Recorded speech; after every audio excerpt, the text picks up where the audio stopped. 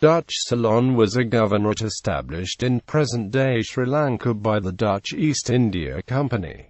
It existed from 1640 until 1796. In the early 17th century, Sri Lanka was partly ruled by the Portuguese and the Sinhala Kingdom, who were constantly battling each other. Although the Portuguese were not winning the war, the rule was rather burdensome to the people of those areas controlled by them, while the Dutch were engaged in a long war of independence from Spanish rule. The Sinhalese king invited the Dutch to help defeat the Portuguese. The Dutch interest in Ceylon was to have a united battlefront against the Iberians at the time. History. Background. The Dutch were invited by the Sri Lankans to liberate the country from the Portuguese. They signed the Kandyan Treaty of 1638 with Raja Singha II and soon embarked on a war against their common enemy. As such, the Dutch were appointed as a protector of the country. Meanwhile, however, Raja Singha II approached the French and offered them the Trincomalee fort as a check against Dutch power. The Dutch captured Trinco from the French and controlled all the maritime provinces of the island. Raja Singha and the Dutch were both playing a double game, trying to outwit each other, and the Treaty of 1638 was never implemented. The Dutch ruled all the Tamil provinces and brought Tanur Tamil slaves to work in the cinnamon gardens in the western province and tobacco farms. In Jaffna, the capital of Dutch Coromandel was in Pulicat, and they brought needed manpower from the Indian colonies.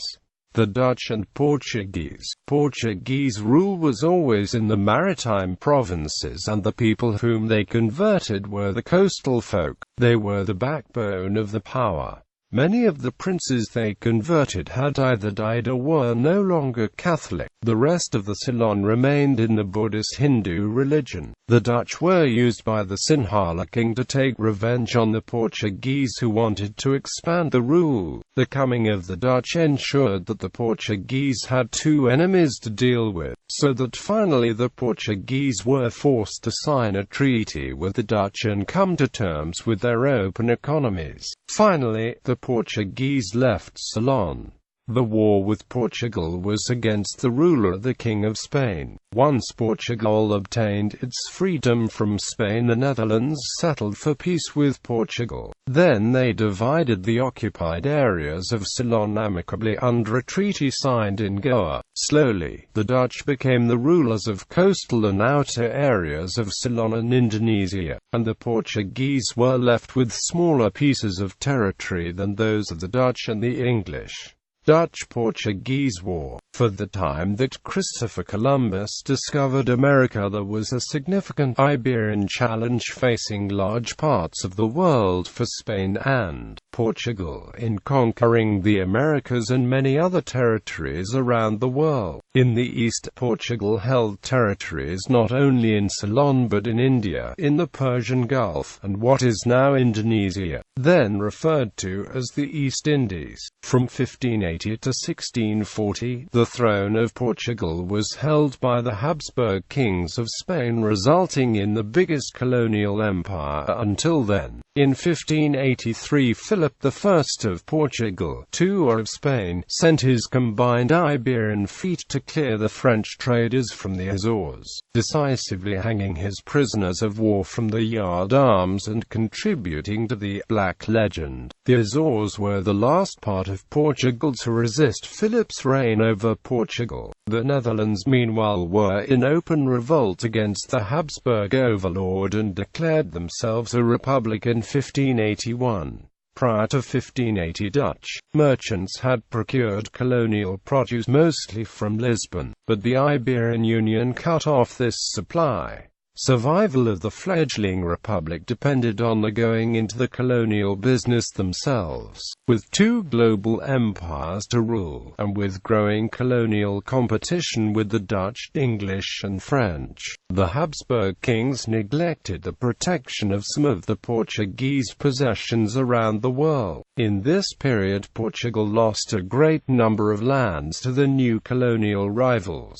During the 12 Years' Truce, the Dutch made the navy absolutely a priority in order to devastate Spanish maritime trade, upon which much of Spain's economy depended after the resumption of war. In 1627, the Castilian economy collapsed. Even with a number of victories, Spanish resources were now fully stretched across Europe and also at sea, protecting the vital shipping against the greatly improved Dutch fleet. Spain's enemies, such as the Netherlands and England, coveted its overseas wealth, and in many cases found it easier to attack poorly defended Portuguese outposts than Spanish ones. The Spanish were simply no longer able to cope with naval threats. In the Dutch-Portuguese War that followed, many erstwhile Portuguese possessions fell into Dutch hands. Between 1638 and 1640, the Netherlands even came to control part of Brazil's northeast region, with the capital in Recife. The Portuguese won a significant victory in the Second Battle of Guararapes in 1649. By 1654, the Netherlands had surrendered and returned control of all Brazilian land to the Portuguese. Although Dutch colonies in Brazil were wiped out, during the course of the 17th century the Dutch were able to occupy Ceylon, the Cape of Good Hope, and the East Indies, and to take over the trade with Japan at Nagasaki. Portugal's Asiatic territories were reduced to bases at Portuguese Macau, Portuguese Timor and Portuguese India. Admiral van Spilbergen in year 1603, on the 2nd of June, the Dutch Admiral Joris van Spilbergen arrived in Ceylon with 3 ships from the Dutch port of Veer after a 12-month voyage. Visiting Kandy, the seat of King Vimaladama Surya I, Spilbergen and the king developed cordial relations. The king's admiration for his newfound friend was so deep that he began to learn the Dutch language, saying, "Kandy is now Flanders."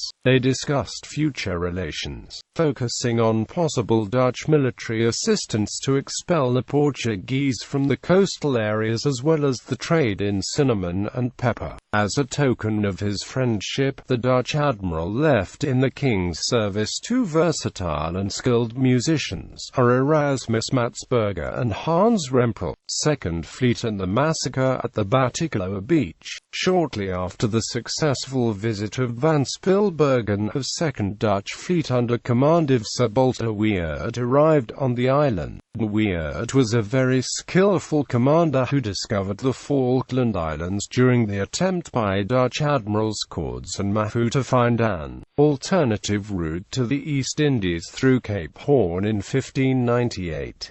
After an initial agreement with the King of Kandy, he returned in 1603 to Batticaloa with a fleet of 6 ships to take part in a joint effort to oust the Portuguese from the island. During his stay he took 4 passing Portuguese ships but released the Portuguese crews who had surrendered to the Dutch on the promise of quarter. The king was very angered by this action, and after a perceived insult to his wife, he ordered his men to kill Weert and 50 of his unarmed compatriots. First victory at Batticaloa. After this unhappy event, the Dutch concentrated on organizing the trade with the East Indian Spice Islands. It took more than 3 decades before the Dutch again undertook action to expel the Portuguese who had arrived some 150 years earlier and were firmly established on the island. After many bloody wars with the Portuguese, King Rajasinghe II became convinced that lasting peace with the Portuguese was not possible, and he invited the Dutch to force them off the island. At that time, the Dutch were still at war with Portugal, who was in a personal union with Spain. The Dutch Council of the Indies in Batavia complied with this request and in 1637 sent 4 ships to the island under Captain Jan Thijssen Payet,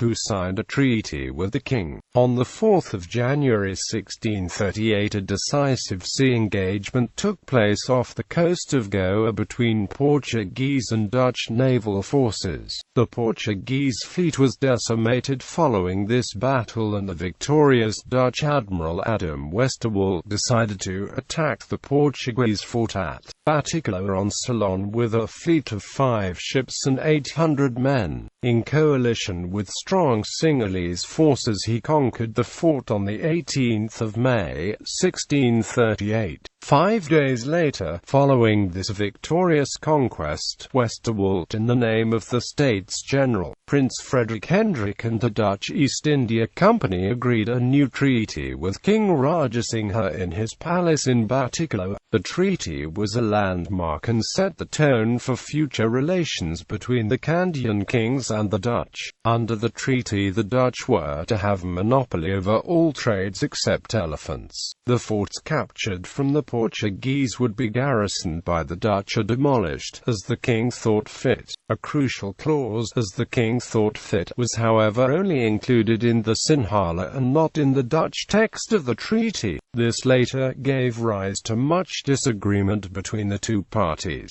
The same goes for the clause stating that the king would pay any expenses incurred by the Dutch in the war effort against the Portuguese. Slowly but surely the Dutch land and naval forces continued to oust the Portuguese from parts of Ceylon. In February 1640 the Portuguese fort of Negumbo, a short distance north of Colombo, was captured by Philip Lucas. Following his sudden death, the command was devolved to the capable Willem Jacobses Coster, who earlier fought under Admiral Westerwoldt at the east coast. Against overwhelming odds he besieged the strong fort at Gaul. After storming the city on 13 March 1640, he became master of it within a few hours. For the next 18 years Gaul would remain the center of Dutch power in Ceylon. The Dutch retained an area as compensation for the cost of war and gradually extended the land.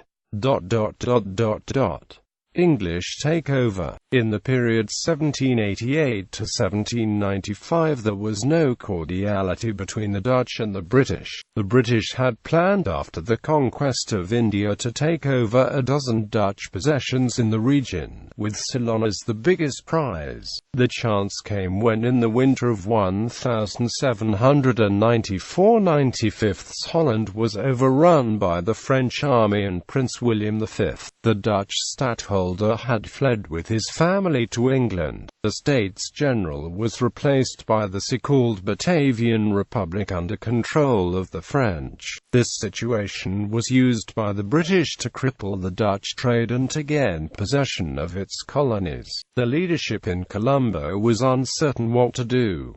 If they vested in the new Batavian Republic, they were a potential target of British attack. If they remained loyal to the exiled stadtholder, the attitude of the British would be more difficult to assess. In the meantime, Governor Falcad died in 1785 after a short illness. He was succeeded by Willem Jacob van der Graaf, who turned out to be an aggressive expansionist and attempted to extend Dutch control well beyond the established limits. In 1792 Van der Graaf was ready for war with the Kandyan Kingdom, but the VOC Council of the Indies in Batavia realized the dangers of such action and ordered the governor to abandon his venture. In protest, Van der Graaf resigned and was succeeded by the wavering Jan Gerard van Angelbeek, who would become the last Dutch governor of Ceylon. Under strong pressure from the British Foreign Minister, Lord Grenville, Prince William V issued in February 1795 orders to Van Angelbeek to put his forces, forts and warships under British protection. He should consider the British troops belonging to a power that is in friendship and alliance with the High Mightinesses,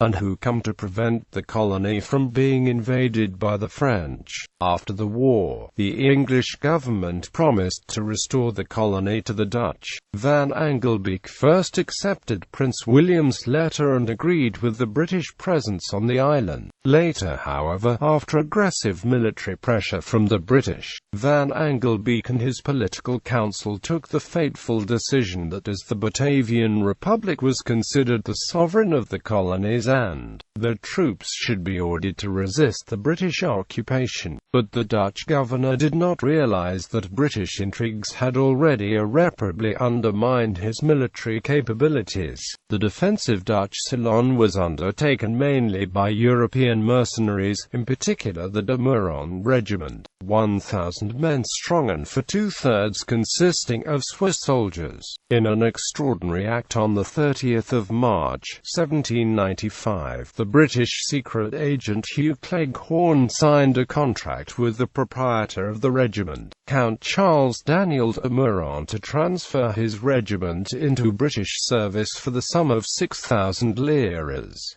This sealed the fate of the Dutch in Ceylon. After a token resistance, Van Angelbeek gave up. Many Dutch officers and soldiers felt betrayed by their own governor, and at the end of the siege of Colombo turned the heavy guns on the governor's palace.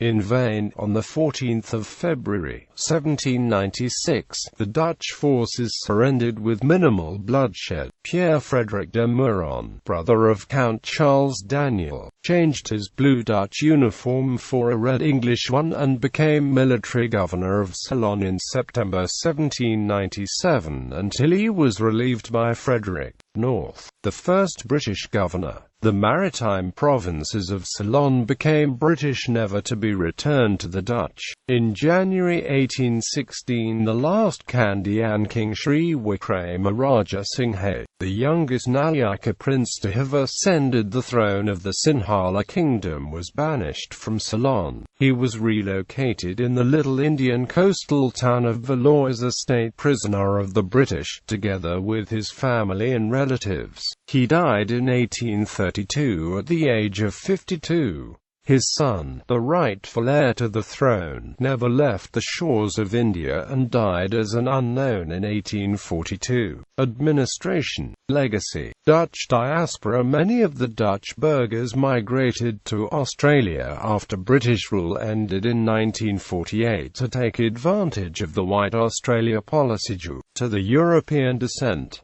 Some Dutch burghers would prefer the Netherlands or some Germanic country. As in South Africa, some of them have large plantations and may not leave the country. Place names. The islands of Balk Straits were renamed during Dutch rule in Dutch as Leiden, Kates and other cities of the Netherlands. The Dutch priest Philippus Baldius has written a great historical record similar to Math of Amsa on the Jaffna people and their culture, and it was immediately published in Dutch and German with several beautiful pictures. At the Point Pedro Market Square, a granite stone inscription still marks the place where Rev. Baldius preached to the Tamils under a big tamarind tree.